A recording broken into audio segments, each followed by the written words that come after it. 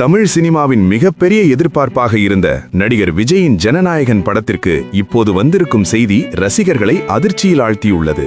ஆம் நண்பர்களே, ஜனநாயகன் பொங்கலுக்கு வரவே இல்லை. படத்தின் சென்சார் பிரச்சினை தொடர்பான வழக்கில் நீதிமன்றம் தடை விதித்திருப்பதால் ஜனநாயகன் ரிலீஸ் தற்போது கேள்விக்குறியாகியுள்ளது.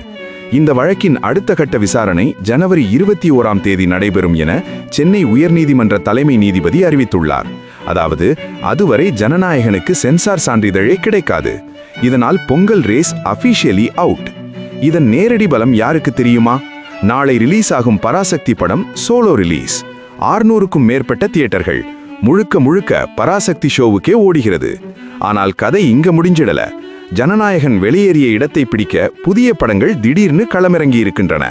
ஃபயர் கார்த்தி நடித்த வா வாத்தியார் ஜனவரி 14ஆம் தேதி ரிலீஸ்.